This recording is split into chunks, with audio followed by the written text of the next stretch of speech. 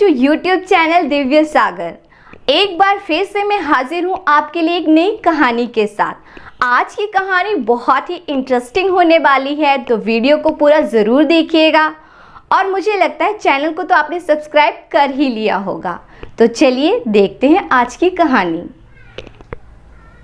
झालू पहाड़ियों की तलहटी में बसे रावल गांव का जमींदार प्रभु सिंह अपनी हवेली में बैठा सोच रहा था कि जीतू के घर उसकी बेटी की बारात आई हुई है।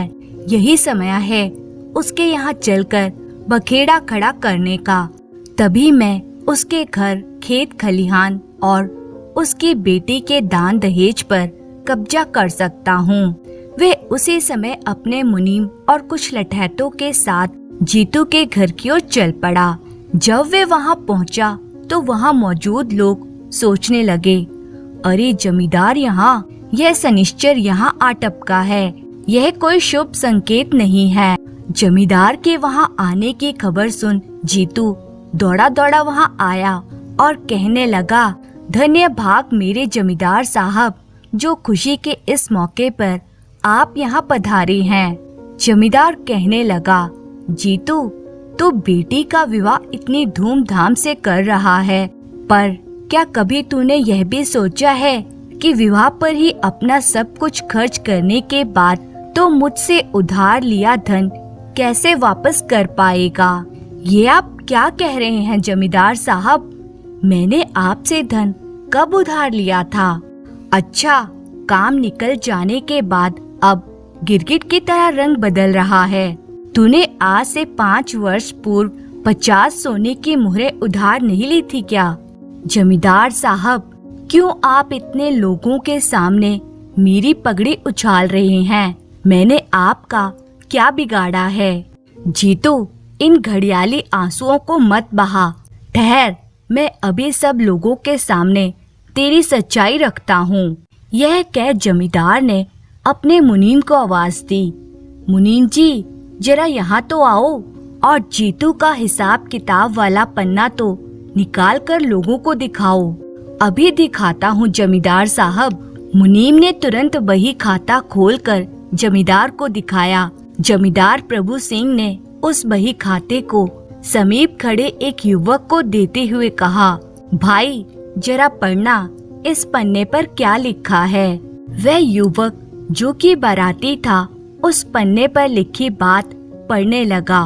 उस पर लिखा था, मैं जीतू, निवासी रावल गांव का, पूरे होशो हवास में इस बात को लिखवा रहा हूँ। मैं जमींदार साहब से 50 सोने की मुहरें उधार ले रहा हूँ। 6 माह के अंदर अंदर मैं जमींदार साहब को ये मुहरें ब्याज सहित वापस लौटा दूंगा। अगर मैंने ऐसा नहीं किया तो 6 माह पश्चात मेरे खेत खलिहान, घर सब कुछ जमींदार प्रभु सिंह के होंगे। यह सुनकर जीतू कहने लगा, नहीं, यह झूठ है। मैंने कभी जमींदार साहब से उधार नहीं लिया था। जीतू, क्या इस पन्ने पर लिखी बात के नीचे लगे तुम्हारे अंगूठे का निशान भी झूठा है? अरे कुछ तो भगवान से डरो। जमींदार साहब, इस बात का क्या प्रमाण है कि इस पन्ने पर लगे अंगूठे का निशान मेरे ही अंगूठे का है? अभी इस बात का भी फैसला हो जाता है। जमींदार के कहने पर मुनीम ने आगे बढ़ जीतू के अंगूठे पर स्याही लगाई।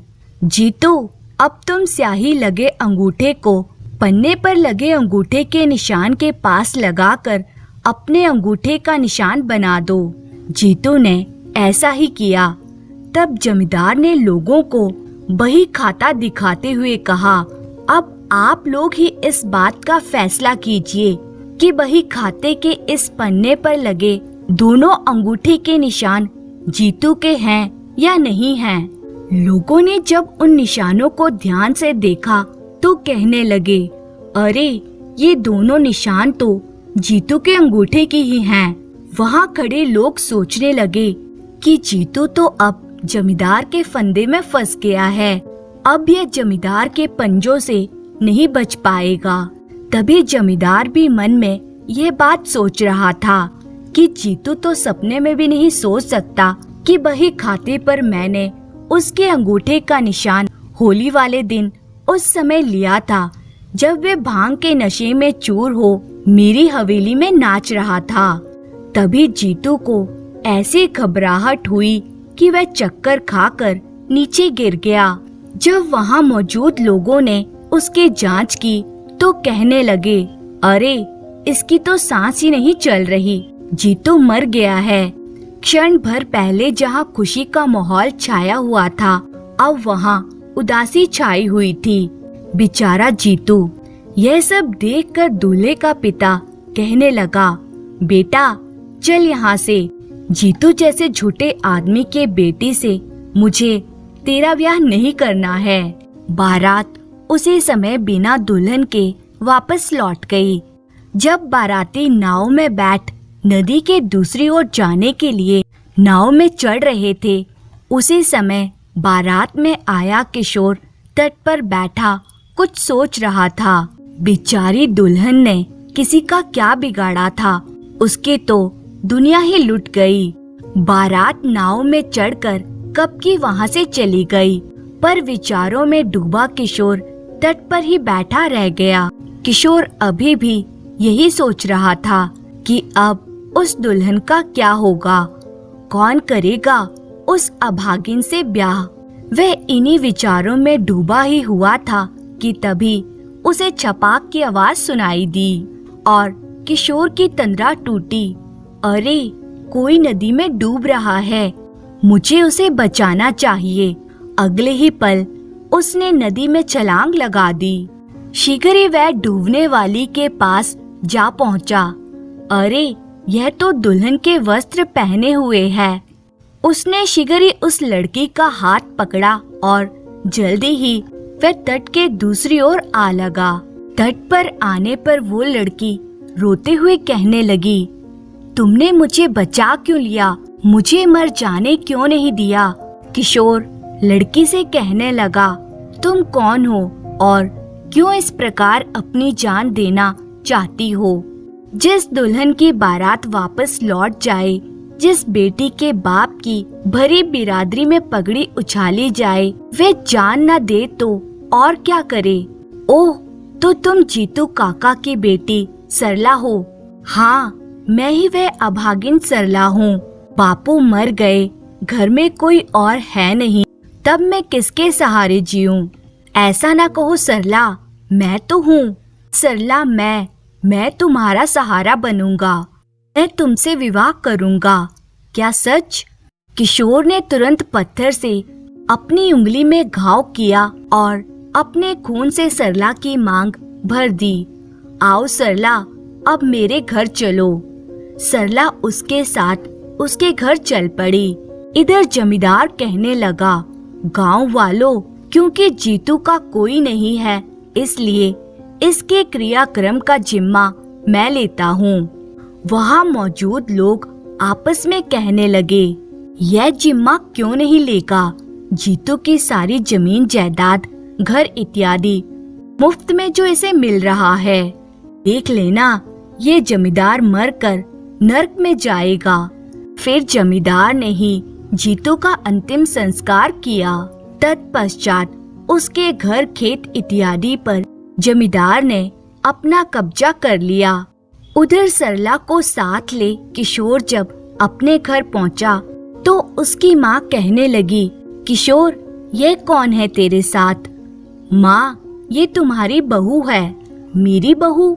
हाँ माँ, बड़ी विचित्र परिस्थितियों में मुझे सरला के साथ विवाह करना पड़ा।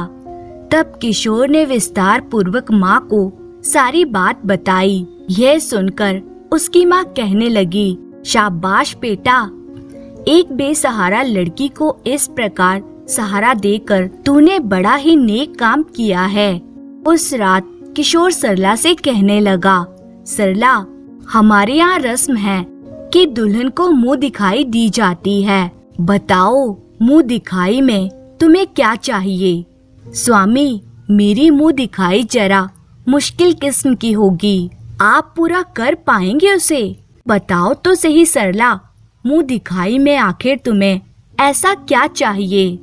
तो सुनिए, यदि आप मुझे मुंह दिखाई में कुछ देना ही चाहते हो तो मेरी एक इच्छा है, उसे पूरी कर दीजिए।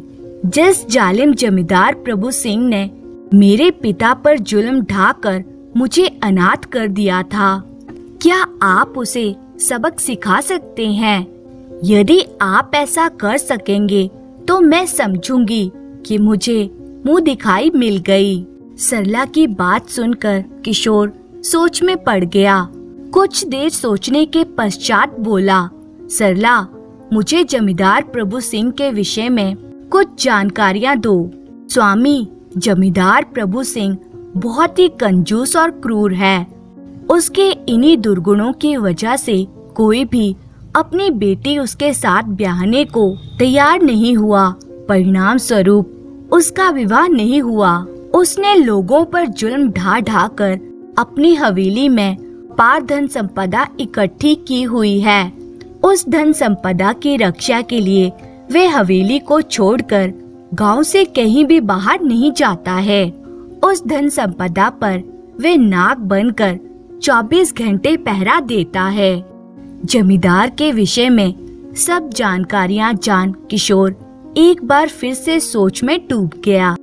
शीघ्र ही उसके चेहरे पर मुस्कान खिल गई और वो कहने लगा, सरला, मैं तुम्हें विश्वास दिलाता हूँ कि मैं जमींदार प्रभु सिंह को अच्छी तरह सबक सिखाकर ही रहूंगा। अगले दिन किशोर अपनी माँ से कहने लगा, माँ, घर में कुछ सोने की मोहरें हो तो दे दो। उनका तुम क्या करोगे बेटा? माँ, उनके द्वारा मैं जमींदार प्रभु सिंह को सबक सिखाऊंगा। बेटा, तू उस क्रूर और जालिम जमींदार से टकराने की सोच रहा है। माँ, तुझे अपने बेटे पर विश्वास नहीं है क्या? विश्वास क्यों नहीं है बेटा? मैं जानती हूँ कि तू बहुत ही बुद्धिमान और बहादुर है। फिर जल्दी से वैसा ही कर माँ, जैसा मैं कह रहा हूँ। अच्छा बेटा। माँ ने उसे सोने की मोहरों की थैली ला दी और किशोर गांव के रामू कुम्हार से एक गधा मांग कर ले आया। घर आकर उसने 2 बोरों में मिट्टी के ढेले भरे और उनके ऊपर सोने की मोहरें बिछा दी। तत्पश्चात उन बोरों को गधे पर लादा और रावल गांव की ओर चल पड़ा। शीघ्र ही वह रावल गांव में जमींदार प्रभु सिंह की हवेली के बाहर पहुंच गया और पूछने लगा, क्या जमींदार प्रभु सिंह की हवेली यही है? तब जमींदार के लठैतों ने कहा, हाँ यही है। मुझे किसी आवश्यक कार्य से उनसे मिलना है।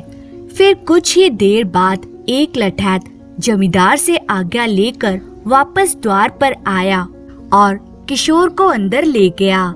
जब किशोर जमींदार के सामने पहुंचा तो उसने कहा, नमस्कार जमींदार साहब, आप मुझे नहीं पहचानते, लेकिन आपने वर्षों पहले जब मैं बच्चा था मेरे पिताजी को पैसे उधार देकर उनकी सहायता की थी और आपके द्वारा की गई मदद से उन्होंने उस समय अपनी बेटी यानी मेरी बहन की शादी की थी। आज मैं आपके इस उपकार का बदला चुकाने के लिए आपके पास आया हूँ। अपनी प्रशंसा सुनकर जमींदार बहुत ही खुश हुआ और कहने लगा, अरे भाई, गरीबों की सहायता करना तो हमारा कर्तव्य है, परंतु तुम उस उपकार के बदले में मुझे क्या दे सकते हो? किशोर ने कहा, जमींदार साहब जी, गांव से बाहर झाली पहाड़ियों के बीच स्थित जो गुफा है वहाँ पर एक सिद्ध योगी आए हुए हैं। मैं पिछले 3 महीनों से उन्हीं की सेवा कर रहा था। असल बात यह है कि उस सिद्ध योगी के पास पारस पत्थर है जिससे वो किसी भी धातु को सोने में बदल देता है।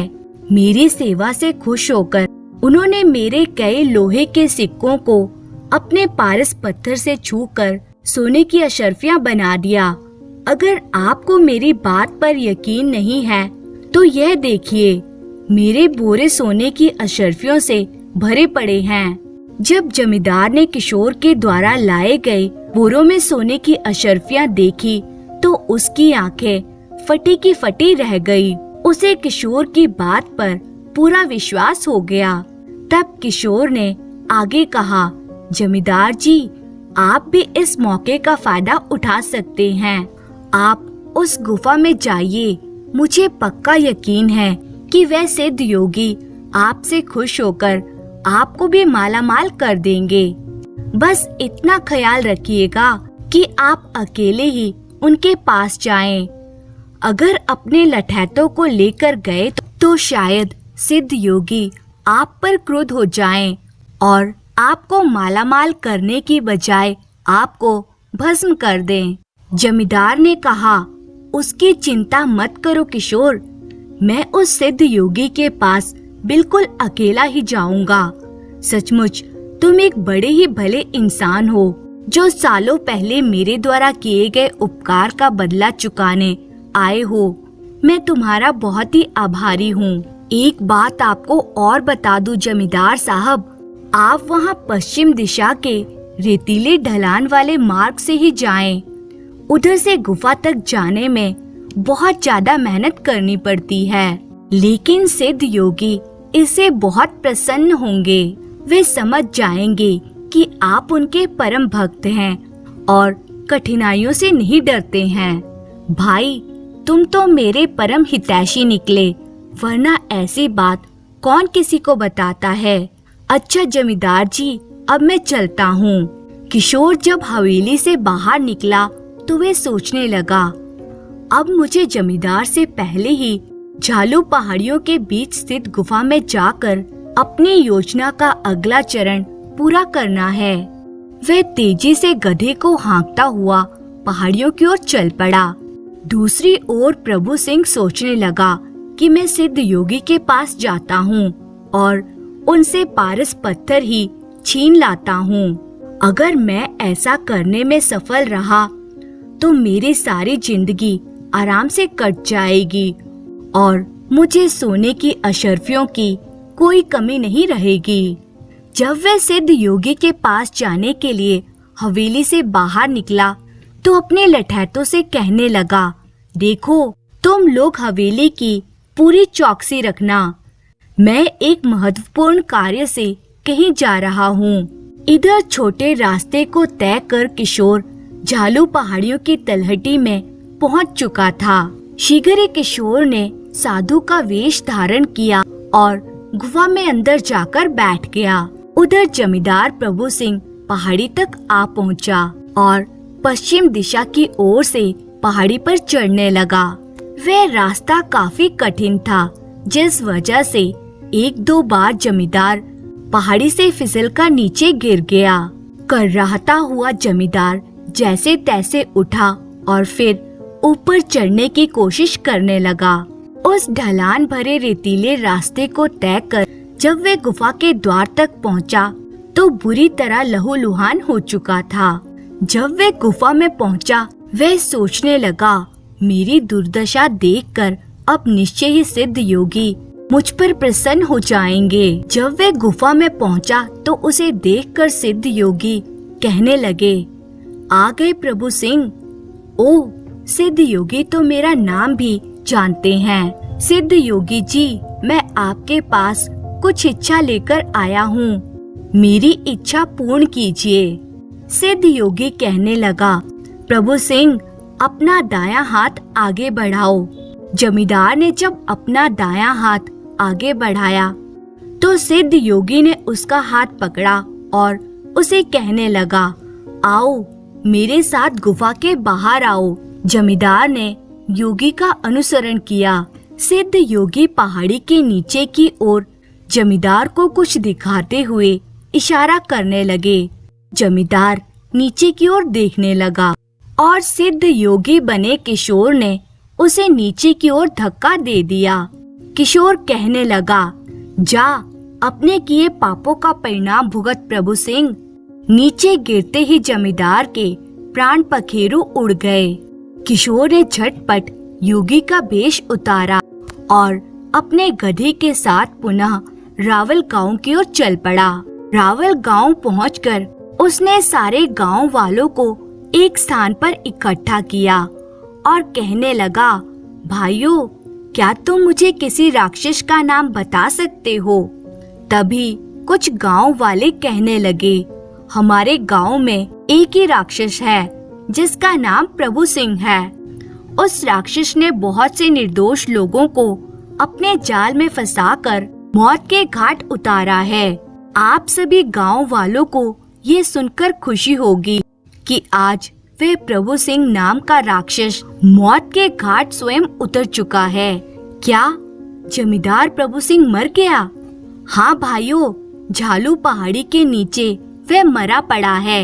लेकिन वह राक्षस वहाँ पहुँचा कैसे? उसके लठैतों ने उसको मरने कैसे दिया?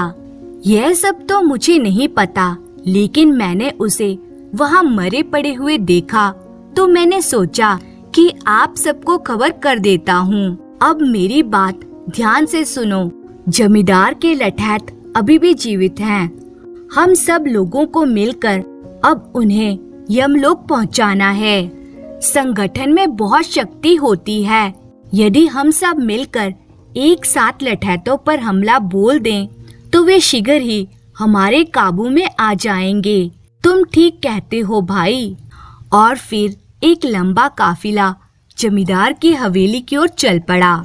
जब वे हवेली के बाहर पहुँचे तो उसके लठैत सोचने लगे, यह सब क्या है? गांव वाले कहर बनकर लठैतों पर टूट पड़े। शीघ्र ही सभी गांव वालों ने मिलकर लठैतों पर हमला किया और उन्हें घायल कर कर वहाँ गिरा दिया। गांव वाले हवेली के अंदर पहुँचे। हवेली में पहुंचकर किशोर वहाँ जो धन पड़ा हुआ था उसे देखकर गांव वालों से कहने लगा, गांव वासियों, ये सब तुम्हारा है, इस धन को आपस में बांट लो। गांव वालों ने वहाँ जो भी धन था वे सब लूट लिया। फिर सभी गांव वासी किशोर को कहने लगे, तुम तो हमारे लिए देवदूत बनकर उतरे हो। किशोर हाथ जोड़कर कहने लगा, मैं भी तुम जैसा ही हूँ, मुझे देवदूत ना बनाओ। और फिर किशोर गांव वालों से विदा लेकर अपने घर की ओर चल पड़ा। घर पहुंचकर जब उसने सरला को यह खबर दी कि प्रभु सिंह अब इस दुनिया में नहीं रहा, यह खबर सुनकर उसे बहुत खुशी हुई और वे अपने पति का धन्यवाद करने लगी। अब किशोर, सरला और उसकी माँ सुख से जीवन व्यतीत करने लगे। धन्यवाद। किसी समय सोमू नाम का एक व्यक्ति अपने परिवार के साथ एक गांव में रहा करता था। उसके 2 छोटे छोटे बच्चे थे, लेकिन सोमू के आलस्य के कारण उस छोटी सी गृहस्थी को दुखी रहना पड़ता था। सोमू और उसकी पत्नी में रोज कलह होती रहती थी। उसकी पत्नी कहती है, आज 3 दिन से तुम काम पर नहीं गए और घर में अन्न का एक दाना नहीं है। बच्चे भूख से बिलबिला रहे हैं। अब बताओ मैं उनको क्या खिलाऊं? मैं पूछती हूँ, आखिर ऐसा कब तक चलता रहेगा? कब तुम्हें अकल आएगी? उफ, मैं तो तंग आ गया हूँ इस गृहस्थ जीवन से। हर समय काम की बात। आखिर मैं इंसान हूँ, कोई मशीन नहीं जो हर समय काम पर जुटा रहूं। मुझे भी तो आराम चाहिए। आराम और सुख उस इंसान को मिलता है जिसके घर में सुख शांति हो, घर अन्न से भरा हो। तुम जैसे इंसान को आराम करने का हक नहीं है। जाओ, इसी समय काम पर जाओ। बड़े आए आराम करने वाले।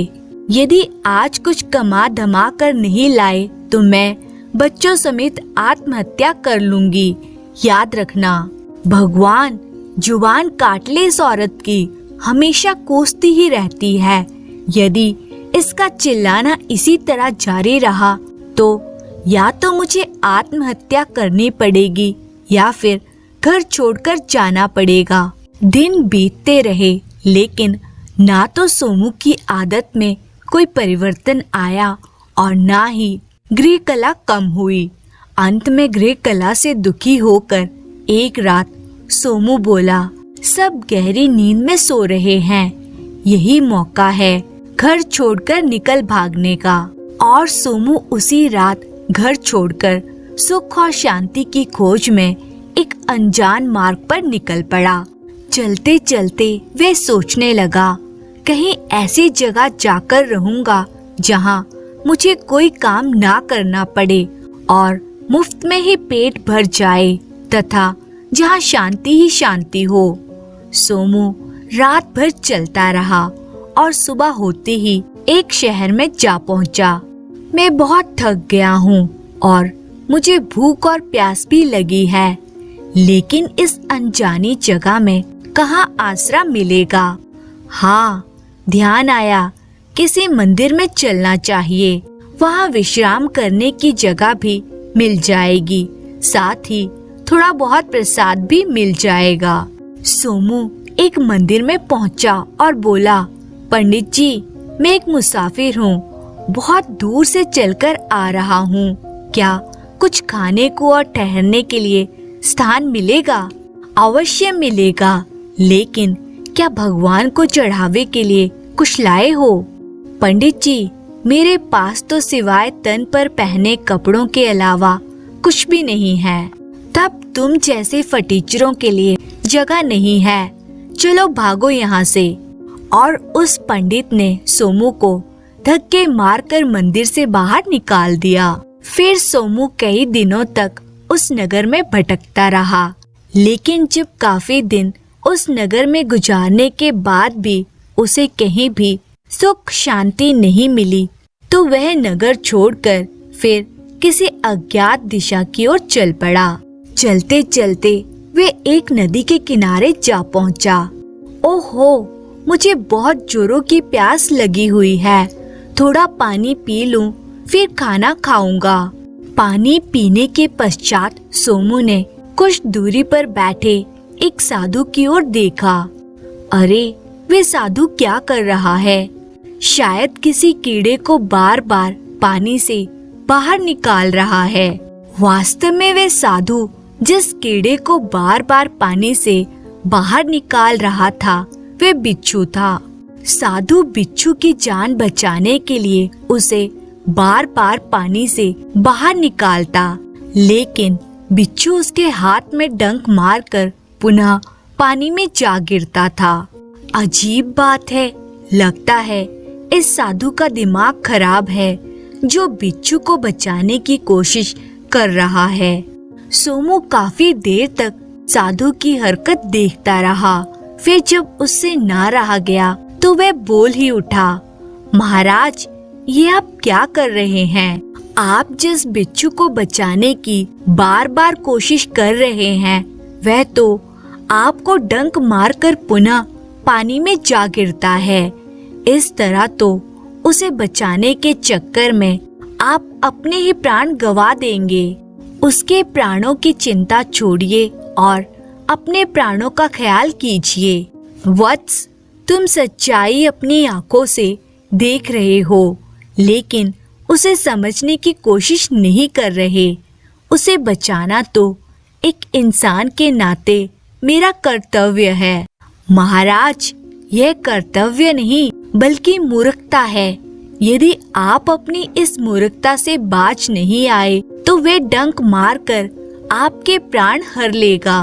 वत्स, डंक मारना बिच्छू की आदत होती है, जबकि एक साधु की आदत होती है दया। जब बिच्छू एक कीड़ा होते हुए भी अपनी आदत नहीं छोड़ रहा, तो भला मैं एक साधु होते हुए भी अपनी आदत कैसे छोड़ दूं? मुझे इसे बचाना ही होगा। यही मेरा धर्म और कर्तव्य है। साधु की महान बातें सुनकर सोमू तुरंत उनके चरणों में जा गिरा। आप धन्य हैं महाराज, मुझे आप जैसे ही सच्चे साधु की तलाश थी। मैं बड़ा दुखी हूँ, अतः आप ही मुझे सही मार्ग, सच्चा सुख और वास्तविक शांति दे सकते हैं। मुझे अपना शिष्य बना लीजिए महाराज। मैं समझ रहा हूँ कि तुम किसी बात से बहुत दुखी हो।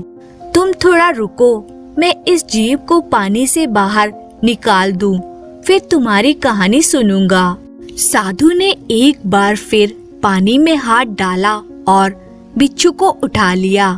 अपनी आदत के अनुसार बिच्छू ने फिर डंक मारा, लेकिन साधु ने इस बार उसे अपनी हथेली से गिरने नहीं दिया और उसे जमीन पर छोड़ दिया। यह देखकर सोमू सोचने लगा, वाह कितना महान है ये साधु। अपने प्राणों की परवाह ना करके इसने एक जहरीले कीड़े की जान बचाई है। साधु सोमू को लेकर अपनी कुटिया में पहुंचा और बोला, हाँ बेटा, अब तुम मुझे अपनी कहानी सुना सकते हो। मैं यह जानने को उत्सुक हूँ कि तुम आखिर साधु क्यों बनना चाहते हो। सोमू ने अपने दुख की सारी कहानी सुना दी, जिसे सुनकर साधु सोच में पड़ गया। यह तो भटका हुआ गृहस्थी है, अपनी गलती का दोष अपने बीवी बच्चों को दे रहा है। इसका असली दुश्मन इसका आलस्य है। इसे सही मार्ग दिखाना और सच्चा ज्ञान देना ही होगा। सुनो बेटा, मैं एक शर्त पर तुम्हें अपना शिष्य बना सकता हूँ। महाराज, मैं आपकी हर शर्त मानने के लिए तैयार हूँ। कहिए, मेरे लिए क्या आदेश है। तुम्हें ही आज मेरे लिए भोजन का प्रबंध करना होगा। यदि तुम मेरे लिए किसी गृहस्थ से भोजन ले आए तो मैं सहर्ष तुम्हें अपना शिष्य बना लूंगा। ठीक है महाराज, मैं आपके लिए भोजन का प्रबंध करके आता हूँ। सोमू जब जाने लगा तो साधु फिर बोला, बेटा, मेरी एक बात और तुम्हें ध्यान में रखनी है। तुम्हें मेरे लिए उसी घर से भोजन लाना है जिस घर में कोई दुखी ना हो, कोई कष्ट ना हो, जिस घर में शांति ही शांति हो। ठीक है महाराज, मैं इस बात का ध्यान रखूंगा। सोमू भिक्षा मांगने के लिए साधु की कुटिया से निकल पड़ा। शीघ्र ही वह निकटवर्ती गांव में पहुंचा और वहां एक घर के आगे उसने आवाज लगाई, माई, इस भिक्षु को कुछ दे दो। एक स्त्री घर से बाहर निकली और बोली, क्षमा चाहती हूँ महाराज, हमारे घर में अन्न का एक दाना भी नहीं है। हम तो खुद 2 दिन से भूखे हैं। फिर सोमू दूसरे घर में गया और उसने देखा कि उस घर में एक औरत अपने बेटे को मारते हुए कह रही है, आज मैं तुझे ठीक करके ही छोड़ूंगी। चोरी करता है और झूठ बोलता है तो पैदा होते ही मर क्यों नहीं गया। कम से कम तेरे कारण मुझे लोगों की गालियां तो नहीं सुनने पड़ती। तेरे पिता इसी दुख में मरते तो नहीं। यह देखकर सोमू सोचने लगा, यहाँ तो पहले से दुख और अशांति है, कोई और घर देखता हूँ। जब उसने तीसरे घर में जाकर भिक्षा मांगी तो एक औरत कुछ दान में देने के लिए लेकर आई और बोली, लीजिए महाराज। ठहरो देवी, पहले मुझे यह बताओ कि तुम्हें कोई दुख तो नहीं है, तुम्हारे घर में पूरी शांति तो है ना। महाराज, सुख और शांति कहाँ है। अभी 1 सप्ताह ही तो हुआ है मेरे पति का स्वर्गवास हुए। घर में कोई कमाने वाला नहीं है। बड़ी मुश्किल से मैं अपना और बच्चों का पेट भर रही हूँ। तब तो देवी, मैं आपसे भिक्षा नहीं ले सकता। मेरे गुरु का आदेश है कि जिस घर में दुख और अशांति हो वहाँ से भिक्षा कदापि ना लूं, वरना वे उस अन्न को ग्रहण नहीं करेंगे। वहाँ से सोमू एक अन्य घर में पहुँचा। वह एक सेठ का घर था। सेठ ने उसका बहुत आदर सत्कार किया। कहिए महाराज, मैं आपकी क्या सेवा कर सकता हूँ। ये आदमी सुखी और प्रसन्न लगता है, फिर भी पूछकर देखूं। सेठ जी, आपके घर में सब सुख शांति तो है ना। आपको किसी बात का दुख तो नहीं है। अब आपको क्या बताऊं महाराज, एक इसी बात का दुख मुझे दिन रात खाए जाता है कि शादी को हुए 20 साल हो गए हैं, लेकिन ईश्वर ने हमें कोई संतान नहीं दी। इसी दुख में मेरी पत्नी भी हमेशा बीमार रहती है। सोमू ने वहाँ से भी भिक्षा नहीं ली और एक अन्य घर में जा पहुँचा। लेकिन वहाँ भी कलह हो रही थी। एक पति अपनी पत्नी से कह रहा था, पैसे नहीं है तो ला अपना मंगलसूत्र ही दे दे। आज मैं बिना पिए नहीं रह सकता। नहीं, मैं शराब के लिए अपने सुहाग की निशानी नहीं दे सकती। चाहे तुम मुझे जान से ही क्यों ना मार डालो। यह देखकर सोमू सोचने लगा, यहाँ भी शांति नहीं है। उफ, कितना नीच आदमी है, शराब के लिए अपनी देवी जैसी पत्नी को मार रहा है। इस तरह दर दर भटकते हुए उसे सुबह से शाम हो गई, लेकिन उसे किसी भी घर में पूर्ण शांति नहीं दिखाई दी। अतः सोमू निराश होकर खाली हाथ ही वापस लौट आया। साधु की कुटिया में पहुंचकर सोमू ने उदास मन से अपनी असफलता की सारी कहानी सुना दी। सुनकर साधु ठहाका मारकर हंस पड़ा। महाराज, मैं आपके लिए एक समय के भोजन का भी प्रबंध ना कर सका और आप हंस रहे हैं। मैं खुश हूँ बेटा कि तुमने मेरे आदेश का पालन पूरी ईमानदारी से किया। साथ ही तुमने यह भी देखा कि किसी भी घर में पूर्ण शांति नहीं है। सभी गृहस्थियों को किसी न किसी बात का दुख है, लेकिन फिर भी वे किसी न किसी तरह गृहस्थी निभा रहे हैं। फिर बेटा, तुम क्यों अपनी छोटी सी गृहस्थी के बोझ से भयभीत होकर घर से भाग खड़े हुए? सुनो बेटा, गृहस्थ आश्रम साधु आश्रम से भी बड़ा होता है। वहाँ कर्तव्य होता है, प्रेम होता है, त्याग होता है, ममता होती है, दया होती है, कुर्बानी होती है। गृहस्थ आश्रम एक ऐसी नाव है जिसे घर का स्वामी चाहे तो कुशल मांझी की तरह भव सागर के पार लगा सकता है और अपने कर्तव्य से घबराकर भागने वाला उसे बीच मझधार में डुबो देता है, जिसका फल उसे जीवन पर्यंत भोगना पड़ता है। यह पाप उसे न जीने देता है न मरने देता है। इसीलिए बेटा, तुम्हें मेरी यही राय है कि तुम घर वापस लौट जाओ और अपना आलस्य त्याग कर जी तोड़ मेहनत करके अपने गृहस्थ आश्रम को स्वर्ग बनाने की कोशिश करो। वहीं तुम्हें सच्चा सुख और वास्तविक शांति मिलेगी और अपने बीवी बच्चों के बीच तुम आनंद पूर्वक रहोगे। साधु का उपदेश सुनकर सोमू की आंखें खुल गई। साधु को प्रणाम कर वे उसी समय घर लौट आया। उसी दिन से वह आलस्य त्याग कर जी तोड़ मेहनत करने लगा। साधु की बात सच ही निकली। कुछ ही माह में उसने इतना धन कमा लिया कि दरिद्रता डर कर उसके घर से भाग गई और उसका गृहस्थ आश्रम स्वर्ग बन गया और वे अपने बीवी बच्चों के साथ आनंद पूर्वक दिन गुजारने लगा। उस आनंद में सच्चा सुख और शांति थी। धन्यवाद।